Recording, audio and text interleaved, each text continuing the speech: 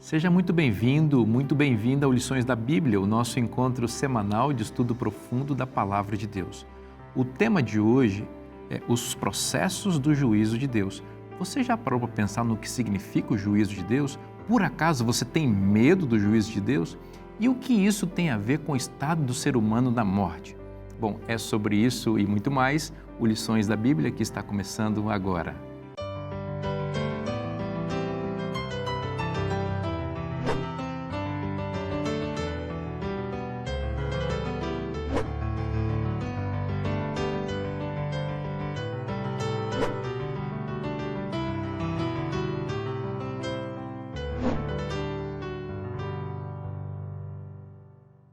Este é o Lições da Bíblia, o nosso encontro semanal de estudo profundo da Palavra de Deus.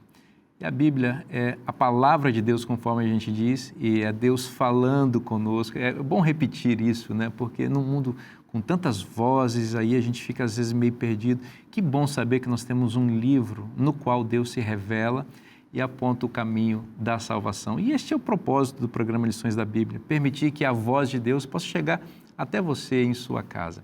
E a gente estuda a Bíblia aqui junto com vocês e com os nossos amigos aqui também.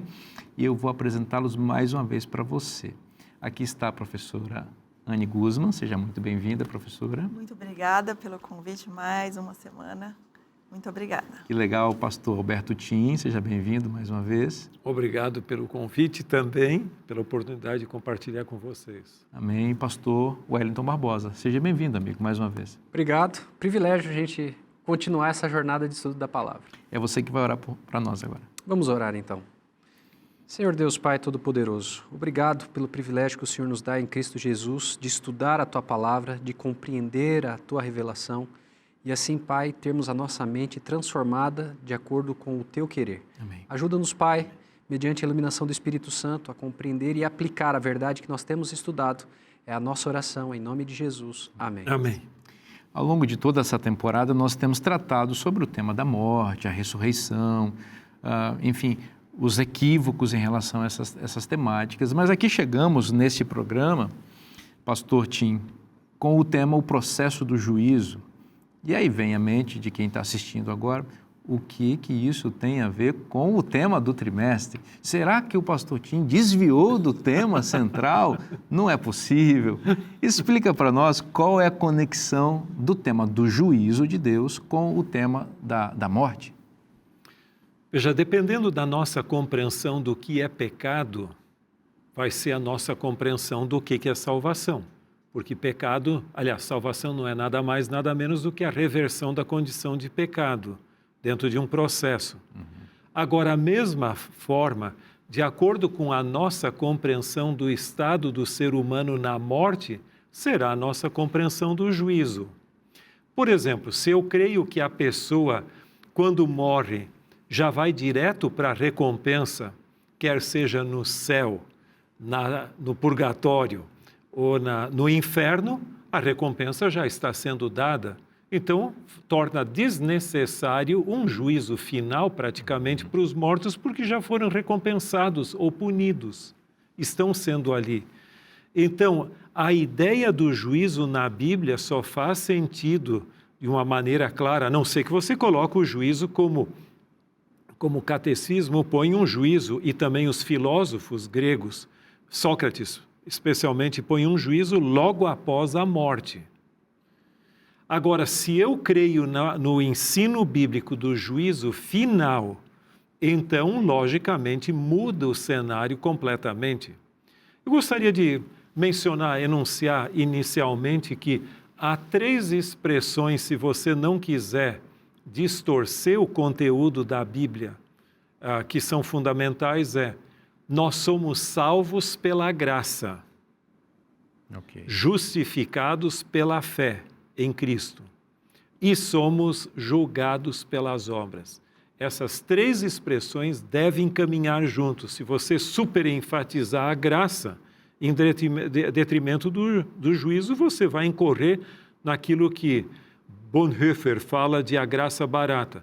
E se você enfatizar o juízo sem a graça, você incorre nesse temor santo medieval, Então, a Bíblia é muito clara nesse ponto. Agora, voltando à questão do juízo, se eu creio que o ser humano vai ficar em estado de inconsciência na sepultura, ou fica, melhor dito, aguardando a ressurreição final, e todos serão julgados, esse julgamento deve preceder a ressurreição, porque a ressurreição já é a recompensa. Ou você vai ressuscitar na primeira ressurreição da qual fala Apocalipse capítulo 20, e Jesus também no Evangelho de João, você tem a ressurreição dos justos, e você tem depois dos 1000 anos a ressurreição dos ímpios. Cada grupo deve ser julgado antes. Agora você pode perguntar, e Deus precisa de um juízo? Não. Ele sabe todas as coisas. Mas não se esqueça que dentro da moldura do grande conflito cósmico entre o bem e o mal, entre a verdade e o erro, entre a mortalidade do ser humano e a imortalidade da sua alma, como dizem os filósofos e muitos cristãos hoje, dentro dessa moldura, Deus se submete ao juízo para o nosso benefício, porque ele era o acusado. Lúcifer, como nós estudamos na primeira lição desse trimestre, acusou a Deus. Então, nesse sentido, Deus se submete ao processo do juízo, não para que ele ganhe informações, porque ele sabe todas as coisas, mas para eliminar toda a dúvida existente da justiça dele, que ele realmente está retribuindo a cada um segundo as suas obras. Agora, o texto fundamental de 2 Coríntios, e esse texto compensa ser lido, 2 Coríntios capítulo 5, o verso 10, Paulo é muito claro em dizer, 2 Coríntios, 5:10, diz: porque importa que todos nós compareçamos perante o tribunal de Cristo, para que cada um receba segundo o bem ou o mal que tiver feito por meio do corpo. Lembra que a gente até falou da questão do corpo como o santuário do Espírito Santo. Então esse juízo não tem a ver com a alma apenas, né, como dizem outros, tem que ver com o corpo. Exatamente. Mais um ponto de conexão aí com a nossa temática, né? E aqui Paulo está se incluindo, todos nós. Então essa ideia de dizer que só os ímpios serão salvos é uma coisa, e os justos estão livres do julgamento. Só os ímpios serão julgados, né? Sim, e os justos não é bíblico. Mas tem um texto que diz algo diferente. Como é aquele texto ali de João capítulo 5, verso 24? Sim, que Jesus, né, disse que quem crê nele não entra em julgamento, né? Sim, não está julgado, não é julgado. Só que temos que lembrar que nos escritos de João, o termo juízo traz a conotação de condenação no juízo. Okay. Então não é dizer que não é julgado. E só mais uma ideia que eu acho muito importante. Temem o juízo quem não está preparado. E deve temer, porque vai ser realmente dramático. Mas quem está em Cristo, o juízo são as boas novas da vindicação. Se não houvesse o juízo, eu faria justiça com as próprias mãos. Mas eu não preciso disso porque Deus vai se encarregar disso. E essa é a boa nova do Evangelho. Então, você pode sofrer injustiças aqui, mas Deus vai vindicar a causa daqueles que estão em Cristo. Muito interessante esse ponto mencionar aqui, porque algumas pessoas querem separar o juízo do Evangelho, né? Quando nós vamos para Apocalipse 14, no contexto da primeira mensagem angélica, em que o Evangelho eterno é anunciado, um dos tópicos centrais do Evangelho eterno é exatamente a chegada do juízo, né? Chegou a hora do juízo é um tópico do Evangelho eterno, né? Exatamente. Ainda nessa linha, professora Anne, passando a bola para você, o pastor Tim mencionou esse texto mal compreendido, que supostamente Jesus teria dito que as pessoas que serão salvas nem passariam pelo juízo. Se isso fosse verdade, essa interpretação, nós teríamos uma contradição do próprio Cristo, que no seu sermão profético em Mateus 25 menciona a ideia de um juízo, né? Sim.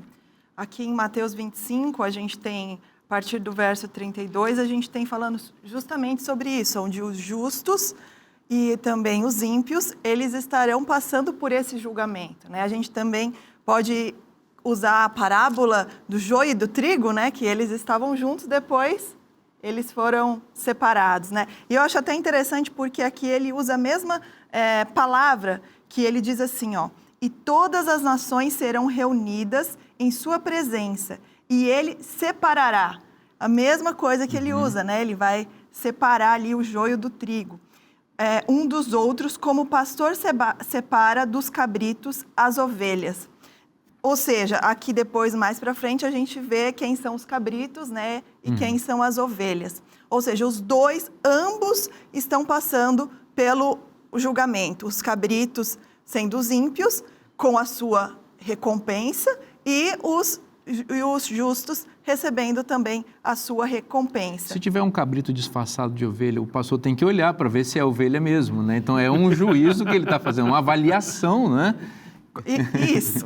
E é assim, é o cabrito e a ovelha que vão poder escolher qual é o lado que eles estão, exatamente. né? Porque a gente, às vezes, pode pensar assim, não, o Senhor vai separar, então ele vai escolher quem é cabrito, quem é ovelha. Mas como o pastor estava dizendo, nós somos julgados também pelas escolhas que pelas fazemos. nossas escolhas. Nós tivemos o dom do livre-arbítrio. Claro. Então, a gente ali não pode tem. esquecer. Então ali não tem só cabrito no juízo, tem ovelhas também. Tem ovelha também. E cada um vai receber a sua recompensa. Então, né? nessa metáfora, a pessoa que é ovelha, ela decidiu se tornar ovelha, né? Dentro da linha que Jesus está falando. Isso porque, como nós já falamos lá desde o início, Deus nos criou com um presente, que é justamente o livre-arbítrio. Exatamente, porque se não tivesse livre-arbítrio, não teria sentido ter juízo, até porque Deus determinaria quem é ovelha, quem é cabrito, e ponto para que ele vai avaliar uma coisa que ele mesmo já definiu, né? Nesse caso, ele estaria julgando as suas próprias ações que ele predeterminou para as pessoas fazerem. E o juízo é completamente dependente do livre-arbítrio. Com certeza. Exatamente.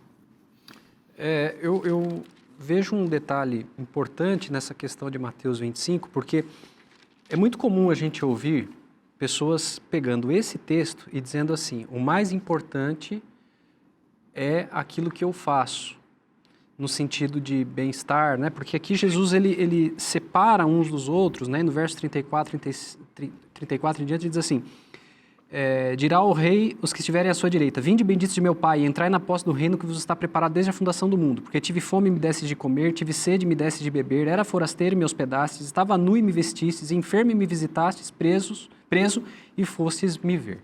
Então algumas pessoas dizem assim, isso aqui é o mais importante, não importa se eu tenho doutrina, se eu não tenho, o que importa é fazer isso aqui. Boas obras. As boas obras, elas determinam quem vai ser ovelha.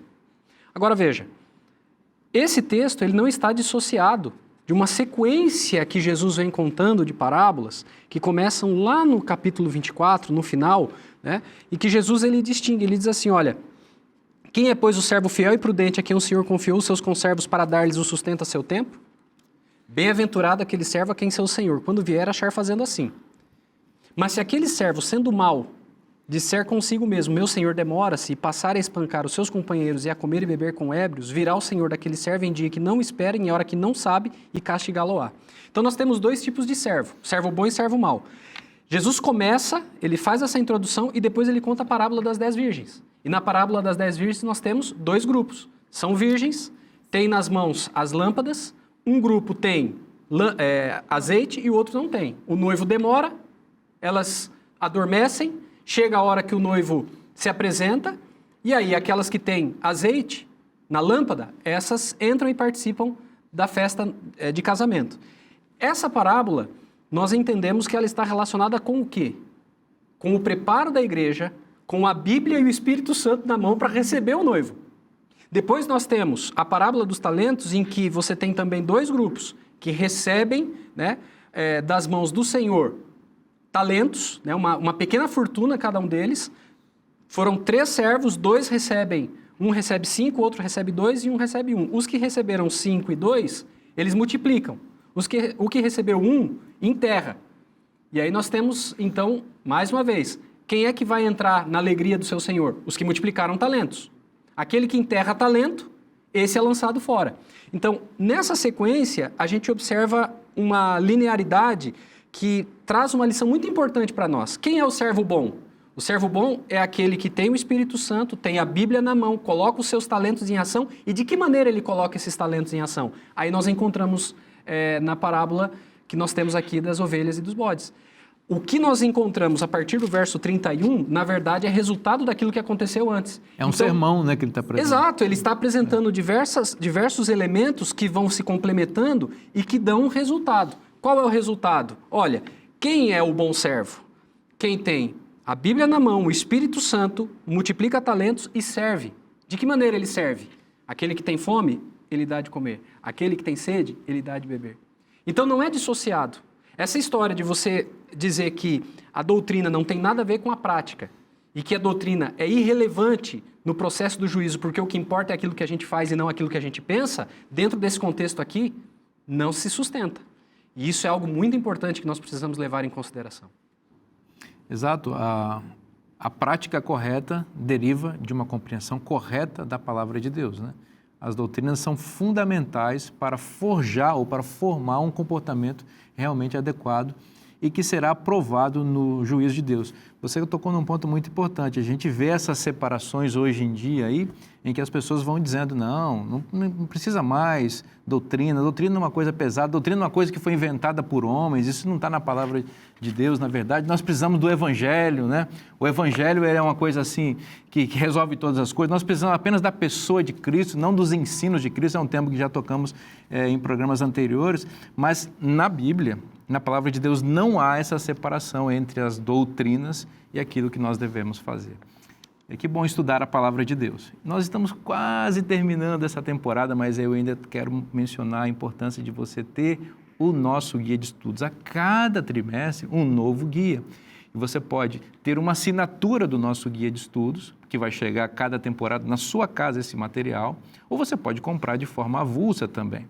Mas o bom é que você tenha esse material para dia a dia estudar a palavra de Deus e acompanhar aí na sua casa, antes do nosso programa, o tema que a gente vai conversar aqui. Já pensou? Você assiste o programa já sabendo qual é a temática que está em debate aqui? Que bacana isso, né? Então, você que é professor da Escola Sabatina, você que é aluno da Escola Sabatina, você que é professor de uma escola bíblica dominical, professor de um pequeno grupo, esse material é para você. Então, nós oferecemos isso, se você desejar adquirir, é só você acessar cpb.com.br. A gente vai fazer um rápido intervalo, não vai embora não, a gente volta já já.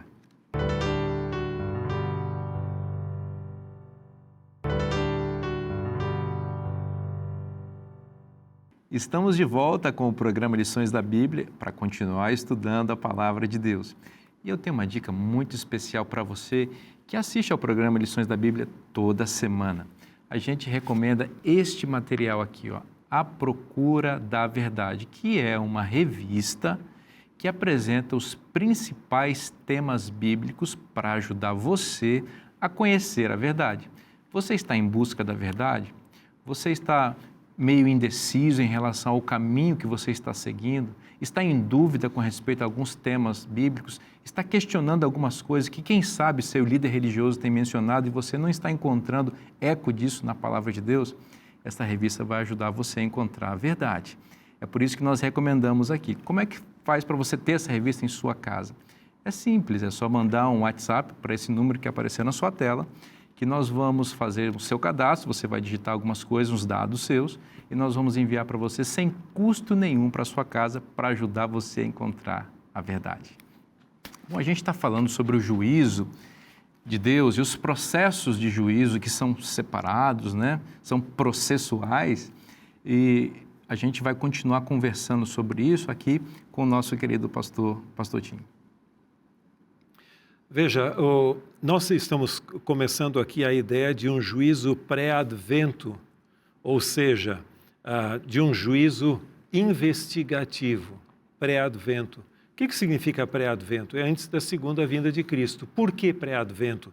Porque quando a segunda vinda ocorrer, também vai ocorrer a ressurreição, Então, se esses que participarem da primeira ressurreição devem ser julgados, é antes da ressurreição, porque senão, para que juízo depois? Então, teria que dizer, olha, você ressuscitou aqui, mas nós chegamos à conclusão que você ressuscitou na ressurreição equivocada.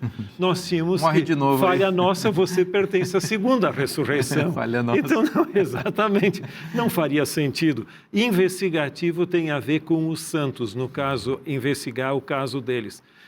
Alguns críticos dizem que o povo de Deus, ou seja, os cristãos, não são julgados. Boas traduções colocam aquele texto de João 5,24 como dizendo, não entre em condenação. Agora, se você olhar o Antigo Testamento, e William Shea, no seu livro, até publicado pela Unaspres, intitulado Estudos Seletos na Interpretação Bíblica, ele demonstra que no Antigo Testamento existem mais de 20 juízos investigativos do povo de Deus. Por exemplo, o juízo que ocorreu lá no Jardim do Éden de Adão e Eva após a queda não foi uma investigação? Deus chega para Adão e Eva e pergunta, escuta, o que vocês fizeram? E aí é um diálogo.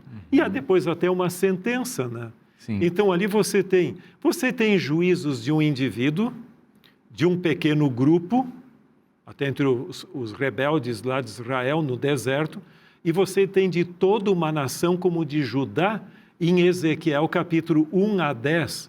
E se você tem dúvidas, leia Ezequiel capítulo 1 a 10 e você vai ver bem claramente todo o processo. O trono móvel de Deus, e Deus se assenta, vem ao seu templo e julga o povo, e é feito todo o processo ali. Agora, em termos do juízo investigativo final, grande, que antecede a segunda vinda de Cristo, temos vários textos, mas um fundamental é Daniel capítulo 7, dos versos 9 em diante. E a linguagem aqui é muito clara. Veja o que diz, continuei olhando até que foram postos uns tronos. E o ancião de dias, que é Deus o Pai, se assentou, sua veste era branca como a neve, os cabelos da cabeça como pura lã, o seu trono eram chamas de fogo e suas rodas eram fogo ardente. Veja a alusão à roda, símbolo de mobilidade, semelhante ao trono de Deus no início do livro de Ezequiel.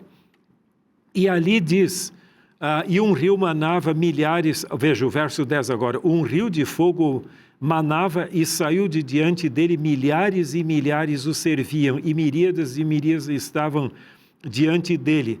Assentou-se o tribunal e se abriram os livros. Essa ideia continua depois falando aqui, mas não é a segunda vinda, porque com as nuvens do céu, que é uma alusão que é feita aqui, não é vindo a esta terra, só porque tem nuvens do céu, é como se fosse vindo aqui à terra, não. É indo diante do ancião de dias, é uma cena celestial. E aqui são julgadas as pessoas, e o verso 22 acrescenta, até que veio o ancião de dias e fez justiça aos santos. E veio o tempo de os santos possuírem o reino. Então, o reino ainda não havia sido concedido. Então, esse juízo aqui é um juízo de condenação ao chifre que começou pequeno, mas cresceu muito. Então, não é chifre mais pequeno, é um chifre grande. Poder antagônico a Deus, mas a favor dos santos. E aqui vem a boa nova de que, em realidade, o juízo não é contrário aos santos, mas é a favor deles para demonstrar que eles foram cobertos pela justiça de Cristo e dignos de possuírem o reino. Alguém poderia ler Daniel 7, esses textos que o senhor mencionou, e imaginar que este juízo, portanto, ele se dirige apenas para condenar o chifre pequeno, representante simbólico de um inimigo do povo de Deus, e não se refira nada aos santos no sentido de avaliar seus atos e suas obras? Você acha que poderia haver essa leitura? Alguns fazem isto, mas você veja, Quem é esse chifre? É o que perseguiu o povo de Deus. E por que perseguiu? Porque ele mantinha a verdade.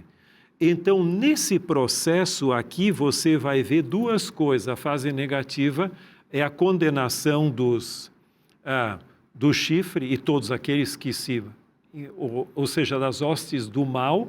E por outro lado, você tem, ao condenar esse, você vindica o outro grupo. Sim. E uma coisa interessante, é lógico, o tempo não nos permite entrar em todos os pormenores, mas não se esqueçam que uma das características do livro de Daniel é a repetição para ampliação. Esta mesma cena é retomada no capítulo 8, com um chifre outra vez, e aí vem todo o poder contrário à verdade, deitou por terra. E ao final das 2.300 tardes e manhãs, toda esta parafernália iria ser revertida e um movimento de restauração da verdade surgiria. Né? Em Daniel 8, a ideia da purificação do santuário também ocorre, o que é compatível com a ideia do dia da expiação, que tem que ver com a preparação e a santificação do povo de Deus e, portanto, também uma avaliação do comportamento e do caráter das ovelhas, nesse caso, fazendo o link com... Pastor Vinícius, e se alguém lê o capítulo como um todo, os dois animais que aparecem ali como simbologia nesse capítulo agora é o carneiro e o bode, e o único momento no ritual do santuário do Antigo Testamento no qual os dois animais estavam juntos era o dia da expiação. Exatamente. Então não há como negar. E o dia da expiação é um dia muito importante para o povo de Deus, em que o povo ia em contrição para receber a bênção da salvação definitiva para o ano, né, que representava e quem não estivesse em contrição seria eliminado do povo até. Exatamente. Então ali já há uma como é que eu vou dizer, uma avaliação implícita. Né? Pastor Wellington, muita gente quer associar a ideia, a gente já mencionou isso no bloco anterior, mas vamos repetir aqui, né, que é importante, associar juízo com legalismo, até com salvação pelas obras, e querem dissociar Jesus disso. Mas Jesus, ele foi um pregador muito forte sobre a temática do juízo, e em Mateus 22, sobre uma parábola, e a ideia do juízo também reaparece. Né? Sem dúvida. Mateus 22 apresenta a parábola das bodas, e é interessante porque na Bíblia as bodas elas estão relacionadas com o banquete celestial, né? O banquete messiânico, no qual o Messias ele se alimenta com o seu povo, né? E celebra a salvação. Então em Mateus 22, Jesus ele conta uma parábola na qual ele diz que o reino dos céus é semelhante a um rei que celebrou as bodas de seu filho. Então, como era costume daquela época, quando se tinha uma festa, fazia-se o convite, né? As pessoas confirmavam a presença, né? E depois que a alimentação estivesse preparada, então elas recebiam novamente o emissário daquele que estava dando a festa para dizer, olha, está tudo ok, pode vir para comer. Então era esse a dinâmica, porque não tinha geladeira para guardar, não tinha nada. Então primeiro precisava saber quantas pessoas participariam, quanto de alimento precisaria ser feito, e a hora que estivesse tudo pronto, essas pessoas elas eram chamadas para então participar do alimento. Então aqui nós temos o rei dando essa festa, né? E agora ele manda os emissários para convidar as pessoas, para trazer as pessoas, e as pessoas elas ignoram o convite, né? Então alguns ignoram, outros vão cuidar dos bois, dos negócios, e aí chega um momento em que parte desses servos emissários, eles acabam sendo mortos, inclusive pelas pessoas a quem eles iam convidar. Então o verso 7 diz, o rei ficou irado e enviando as suas tropas exterminou aqueles assassinos e lhes incendiou a cidade. Então ele diz aos servos, está pronta a festa, mas os convidados não eram dignos. E depois para as encruzilhadas dos caminhos e convidai para as bodas a quantos encontrardes. Então agora, aqueles que receberam o convite inicial, eles saem de cena e agora esses servos eles vão chamar aqueles que estão fora desse contexto. E ele sai, verso 10 diz assim, e saindo aqueles servos pelas estradas, reuniram todos os que encontraram, maus e bons, e a sala do banquete ficou repleta de convidados. Quando eles chegavam à festa, eles tinham à disposição uma veste, porque imagina, eram pessoas que estavam vindo de todos os contextos, né? E agora ali eles tinham uma veste nupcial para poder participar da festa. E na hora que o rei ele começa a andar entre os convidados, diz o verso 11, entrando, porém, o rei para ver os que estavam à mesa, notou ali um homem que não trazia veste nupcial. Não se esperava que essas pessoas tivessem a veste, sabendo que eram pessoas que estavam em outras atividades. As vestes estavam disponíveis à entrada, mas alguém entrou e não pegou as vestes. Então, ele perguntou, amigo, como entraste aqui sem veste nupcial?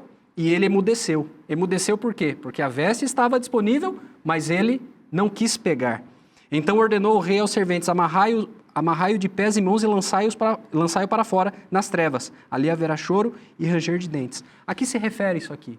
Então nós temos uma parábola na qual Jesus primeiro se dirige aos judeus que rejeitaram a sua mensagem, mataram os profetas, né? Depois essa mensagem ela se espalha para aqueles que não eram dignos, de acordo com a mentalidade da religião da época. Os gentios, né? Os gentios, no caso. Então, essa mensagem alcança. A veste nupcial, ela está relacionada com a justiça que nós encontramos em Jesus. Oferecida gratuitamente pelo pai, pelo rei, que vai celebrar as bodas do filho. Ou seja, ninguém tem que comprar essa veste para entrar no casamento. Já é oferecida. É oferecida. Agora, aquele que quer entrar sem as vestes, não pode permanecer. Ou seja, uma pessoa não vai poder participar do banquete messiânico a menos que ela aceite as vestes de graça da justiça pela fé que nós temos em Jesus Cristo. Então isso aqui mostra a obra do Evangelho, a obra da igreja, anunciar a mensagem, disponibilizar a todas as pessoas o convite da salvação. Agora, aquele que não aceitar esse convite, ele não pode permanecer. Ou seja, você tem um convite amplo e uma separação. Aquele que aceitou e aquele que não aceitou. O que aceitou participa da festa. O que não aceitou vai para as trevas, onde haverá choro e ranger de dentes.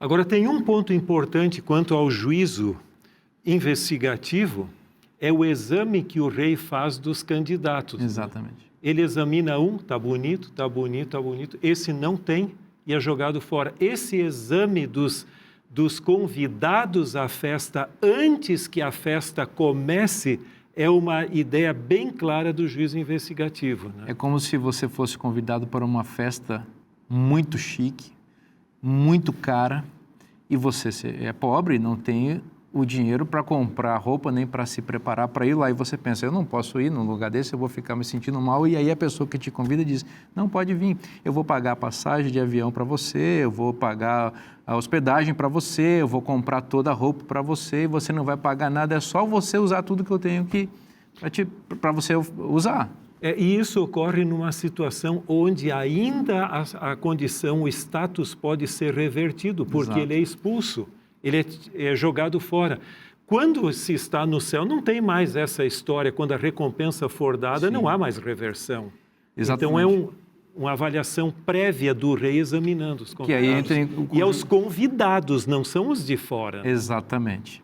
É isso aí. Aí também, quando acontece isso, a porta da graça se fecha e aí, então, Cristo, ele volta. Aí a gente entra numa nova fase desse juízo, né, que nós chamamos... Aqui na lição está juízo milenário, ou milênio, que a gente, às vezes, também utiliza essa nomenclatura. E aí, o que vai acontecer, então, nesse milênio? A gente tem a volta de Cristo, né? E nós temos, então, a ressurreição dos justos, que estarão vendo, e a destruição, a morte, na verdade, dos ímpios, que não estarão ali nessa primeira ressurreição. Aí, depois, então, esses justos, eles vão ser levados ao céu, e Satanás ficará preso na terra e a terra ficará desolada. Isso acontece no início do milênio. E aí, então, durante o milênio, nós temos outros eventos que os santos, eles estarão reinando com Cristo. Eu acho essa parte, vou fazer uma pausinha aqui antes de falar do restante dos eventos, mas eu acho isso maravilhoso, porque nós reinaremos, nós seremos como sacerdotes de Cristo, né?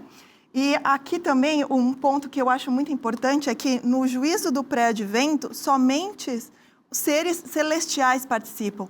Mas não, agora nós temos a oportunidade. Nós não faremos justiça com as nossas próprias mãos, mas nós iremos testificar que Deus consegue ser justo e amoroso ao mesmo tempo. Que legal, professor. Esse juízo vai ser muito surpreendente, porque pelo menos a gente vai descobrir por que a gente chegou lá, né? Porque vai ser surpreendente. Eu entrei aqui como, né? A gente vai também descobrir por que algumas pessoas que a gente imaginava que deveriam estar lá não estão e por que algumas pessoas que a gente imaginou que nunca deveriam estar lá estiveram lá. O juízo vai revelar todas essas coisas. Imagina Paulo encontrando Estevão. Exatamente. A gente vai fazer um rápido intervalo, não saia daí. A gente volta já já.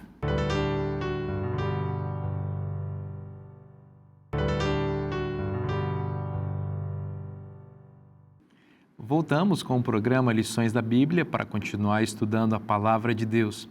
E você sabe da importância de ter bons comentários para ajudar você a entender aquilo que você estuda na Bíblia. E a cada temporada, a Casa Publicadora Brasileira oferece para os seus leitores um comentário muito especial para o nosso guia de estudos, para ampliar a sua visão sobre esses temas tão importantes. E geralmente, os próprios autores do guia de estudo é que fazem esse material. E nessa temporada, o autor do guia de estudos, o pastor Alberto Tim, que está conosco aqui, também é o autor do livro Além da Morte, que acompanha o nosso guia de estudos nessa temporada. É um livro formidável, que deveria fazer parte da sua biblioteca. Como a gente já disse aqui, ele foi escrito para acompanhar o guia, mas ele é autônomo, independentemente do guia, porque você pode utilizá-lo para pesquisar um pouquinho mais sobre esse assunto tão importante que é o estado do ser humano na morte. Se você deseja adquirir este material e outros, inclusive do Pastor Tim, publicados pela Casa Publicadora Brasileira, você pode acessar cpb.com.br. No bloco anterior, a gente estava conversando aqui com a professora Anne sobre a ideia desse juízo que vai ocorrer, ou essa fase do juízo, melhor dizendo, que vai ocorrer durante o período dos 1000 anos, quando os santos estarão reinando com Cristo no céu e a terra estará aqui desolada. A gente já viu que há um juízo antes da volta de Jesus, que é o juízo investigativo, chamado juízo pré-advento investigativo, que vai avaliar as pessoas que serão salvas e aquelas que não serão, e haverá também o juízo depois da volta de Cristo, nesse período do milênio, que os santos participam dele. Professora Anne, continua, você estava falando coisas muito legais. Hein? Vamos lá, então. Bom, então, como nós estávamos falando, durante esse milênio, nós teremos o privilégio de sermos sacerdotes junto com Cristo. O que isso significa? Significa que nós estaremos ali junto com Cristo, analisando todos aqueles ímpios que não ressuscitaram, né, que não participaram dessa primeira ressurreição.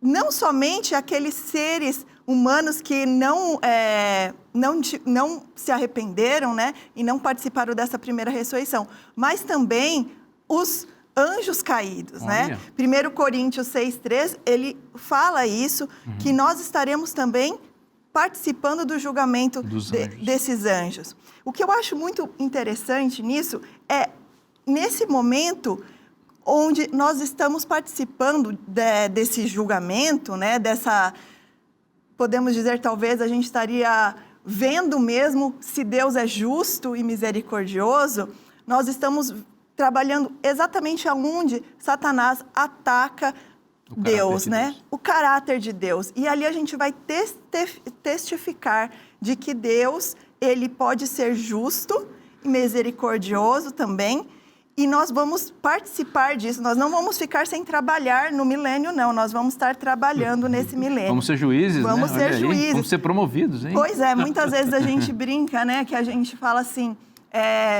eu sou rico porque quem é o dono do mundo é Deus, né? E Deus meu pai é dono de tudo. Nós participaremos, sim, nós somos coparticipantes aí desse julgamento, né? Quem é filho de juiz, juizinho, então seremos todos, né? Mas o milênio, ele não finaliza ali, né? Porque neste momento onde nós estaremos julgando, Satanás ainda continua preso, né? E a terra está desolada. Sim. E aí, então, nós vamos ali para a parte final do milênio, que a última parte é a melhor, né? Que é a renovação da terra. Mas aí então nós temos a descida da cidade santa e nós temos a segunda ressurreição daqueles que estão perdidos, os ímpios. Eles já foram testificados de que eles realmente mereciam estar mortos, irem para a morte eterna, serem eliminados, extinguidos, né? Vamos explicar só esse completo. ponto aqui, que é muito importante, você mencionou. Você falou a segunda ressurreição, né? Porque a primeira ocorreu quando Jesus voltou, né? Que são dos santos. Nós temos duas ressurreições, né? A primeira no início do milênio, que são os justos. Ok. E esse pessoal vai subir com Cristo para reinar com Ele, juntamente com os vivos. Os vivos, e nós encontraremos com Ele Ótimo. nos ares. E aí, então, depois que já passou esse julgamento, né? Que nós já testificamos o caráter, vamos dizer assim, de Deus. Aí, então, acontece essa segunda ressurreição. Que a gente não quer fazer parte dela, né? Eu não vou.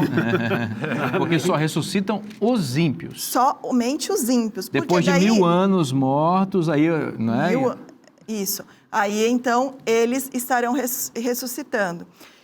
Cada grupo tem a sua recompensa. Lembra que a gente estava estudando as ovelhas e os cabritos? Sim. Então, na primeira nós temos as ovelhas e agora na segunda a gente vai ter os cabritos, né? Excelente. E aí, então, depois dessa ressurreição dos ímpios, Satanás é solto e ele tenta o quê? Dominar a cidade santa. E aí, então, acontece que o juízo e a destruição de Satanás e de todos os ímpios. Aí essa exterminação é por completa, né? Não há nenhum resquício de que eles vão poder ficar queimando ou qualquer coisa assim. E aí então tem a renovação da terra. Essa é mais ou menos o processo que estará acontecendo no milênio. Um ponto que eu gostaria também de destacar durante o milênio é que muitas pessoas acreditam que quando Jesus voltar, ok, todos os problemas, eles estão acabados e nós não estaremos tristes, vamos dizer assim, nós não ficaremos mais tristes. Mas durante o milênio, é justamente o momento que nós vamos poder olhar e falar assim, nossa, mas aquela pessoa eu pensei que estaria aqui. Ou, nossa, você está aqui, né? Ou eu estou aqui. E eu estou aqui. E então, neste momento, a gente vai poder... E, obviamente, que se eu tiver um ente querido que não está comigo durante o milênio, eu vou ficar muito triste, né? Então, ainda haverá tristeza. Porque a gente vai perguntar, eu imagino, né? Por que, Senhor, que essa pessoa não veio? Era uma pessoa que ia à igreja, era uma pessoa piedosa.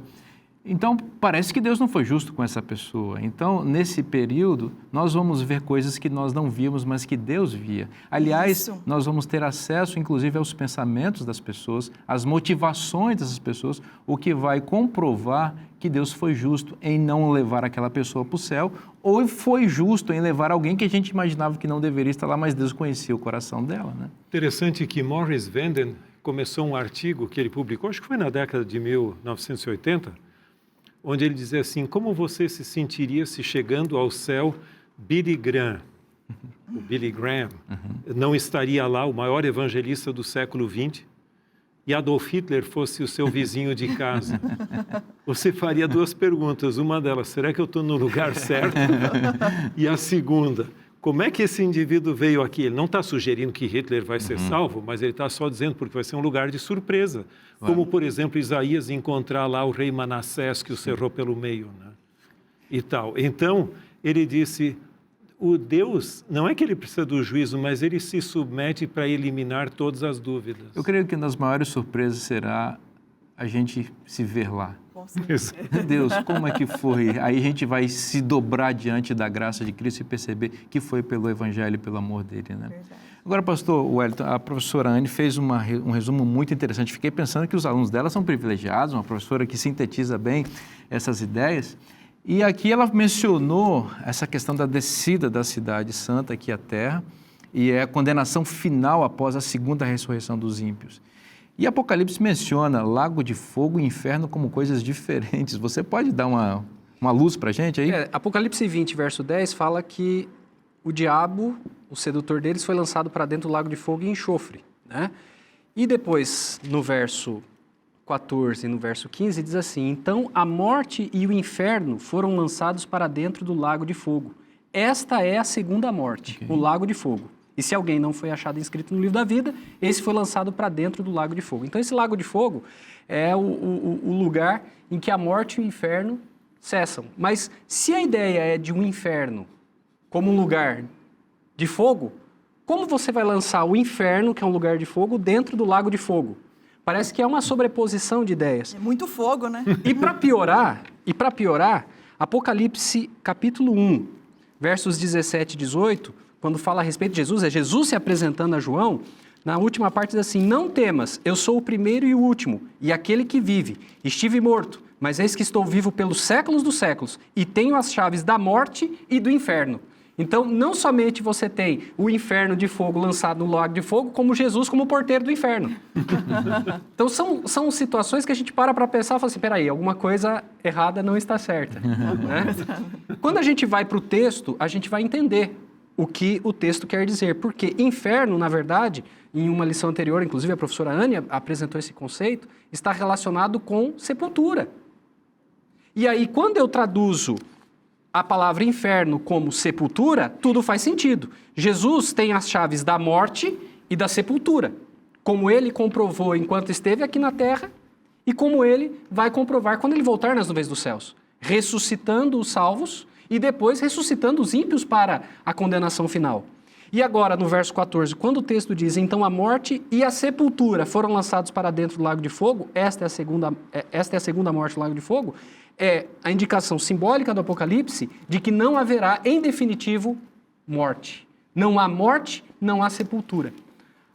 O reino da morte termina no lago de fogo, junto com o diabo e os seus anjos e aqueles que, por decisão, rejeitarem a graça de Jesus e quiserem se apegar às obras de Satanás. Então, pastor Wellington, na Nova Jerusalém não vai haver cemitério? Não, depende, né? Se a palavra cemitério estiver só relacionada com o lugar de repouso, do sono, sim. Agora, se estiver relacionada com o sono da morte, não. Pois é, estamos chegando ao final desse cenário, né? E nós encontramos aqui a ira de Deus se manifestando da forma correta, né, pastor Tim? O juízo executivo de Deus, Deus fazendo a sua obra estranha, como diz o profeta, né? Porque Deus é amor e Deus cria seus filhos para serem eternos, mas Ele vai precisar destruir aqueles que não aceitaram o seu chamado, né? Exatamente. Algumas pessoas creem que a destruição final dos ímpios é simplesmente uma autoalienação do pecador de Deus. Mas não é, você acabou de mencionar, é um ato de Deus. Porque, em realidade, o pecado é como se fosse um combustível para que inflama diante da glória de Deus. E eles serão destruídos, de acordo com o texto bíblico, que diz bem claramente pela manifestação de sua glória, ou de sua presença. Agora, o bonito de tudo isso, fechando esse lado da morte, realmente é que mesmo a destruição dos ímpios, que é um ato de Deus e não meramente uma autoalienação do pecador de Deus, é um ato do seu amor e misericórdia. E essa ideia de uma pessoa que viveu alguns anos aqui, independente da idade, ter que ser punido pela eternidade não é bíblica. Ela será destruída para sempre, nesse sentido será a destruição. Mas sabe que para eles que não vivem, os ímpios eu me refiro, que não viveram o Evangelho, não se sintonizaram, não tiveram a mente de Cristo, mas que se aliaram com o poder antagônico a Cristo, o céu seria um lugar de tormento. A pior coisa que tem para a gente é se sentir um peixe fora d'água, usando essa linguagem popular. Imagina essas pessoas tendo que estar no céu onde tudo é harmonia, tudo é santidade, seria um tormento pior ainda. E Deus, em sua misericórdia, vai puni-los na proporção de suas obras, como diz o final de Apocalipse ali, e diz que cada um será punido de acordo com as suas obras, Mas tem uma coisa, chegará um momento que eles deixarão de existir. E o bonito, o quadro final da Bíblia é que todas as coisas voltarão à sua perfeição original. Então, o pecado e a morte são intrusos no plano de Deus, eles existem sem direito de existir, existem, são uma realidade, mas chegará um ponto no qual Deus dirá basta. Então, a ação triunfante de Deus sobre o pecado e a morte é tão poderosa. E o bonito é que o céu será um lugar de plena alegria. Mesmo os remidos que estiverem lá, que não terão um ente querido, quem sabe, eles saberão que Deus fez justiça proporcional ao que a pessoa necessitaria e que a pessoa deixou de existir e não que está lá, eu aqui e a pessoa sofrendo lá. Então, para mim, não resta a menor dúvida que todas as coisas, inclusive a punição dos ímpios, é um ato do amor de Deus. Deus é justo, Deus é amor, a ira de Deus não precisa cair sobre você. Esse processo todo de condenação final foi feito para o diabo e seus anjos. Por quê? Porque Jesus, na cruz do Calvário, já experimentou toda essa condenação no seu lugar. O que você precisa fazer é simplesmente dizer: eu creio no sacrifício de Cristo, eu aceito a Jesus como meu Senhor e Salvador, eu me comprometo com Ele, com a sua igreja. Hoje é o dia da sua decisão. Coloque-se ao lado de Jesus e receba o prêmio da vida eterna e não receba a condenação final. Tudo isso, essa promessa maravilhosa de vida eterna está na Bíblia. E se está na Bíblia, é bom para você. Eu te espero na próxima semana. Que Deus te abençoe muito. Um forte abraço e até lá.